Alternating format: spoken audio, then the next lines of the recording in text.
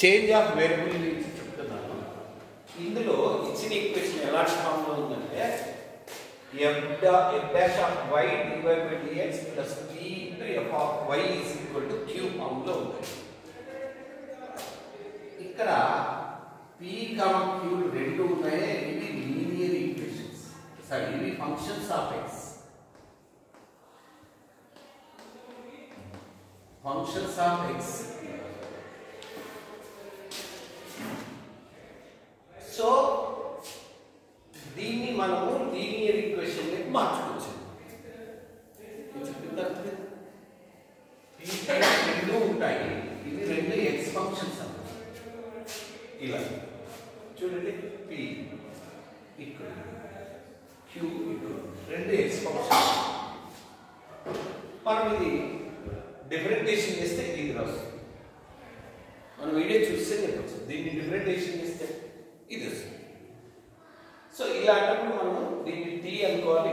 ఇది జెడ్ అనుకోవచ్చు, టీ అనుకోవచ్చు, లేదా జెడ్ అనుకోవచ్చు. f dash y dy by dx ని dt by dx వస్తుంది. దాన్ని బేస్ చేసుకొని చేస్తాం. ఓకేనా? ఓకే.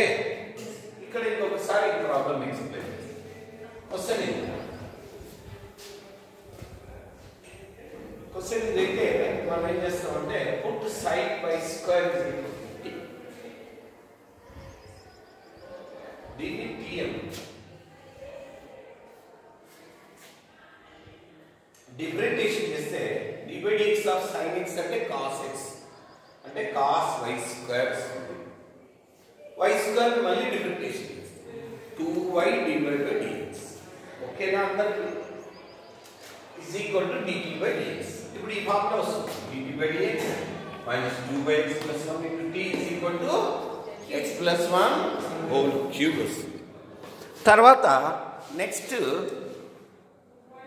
మనం నెక్స్ట్ ఏం చేస్తామంటే p ఇక్కడ minus 2yx plus 1 q వచ్చి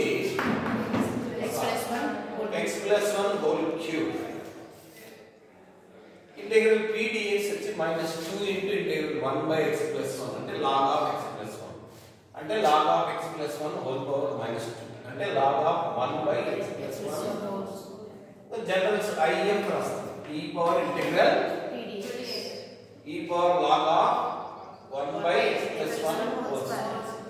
general solution p into im. t అంటే im అంటే x plus 1 equal to 1 by im అంటే 1 by x plus 1 whole square. q అంటే x plus 1 whole cube. im అంటే 1 by x plus 1. So cancel అయితే x plus 1 దాన్ని integration చేస్తే x plus 1 tm dx is equal to dt. Integral t dt అంటే ఏమవుతుంది? t square by 2. ఇది t ఉంటుంది. Any doubt? t అంటే x plus 1 t x plus 1.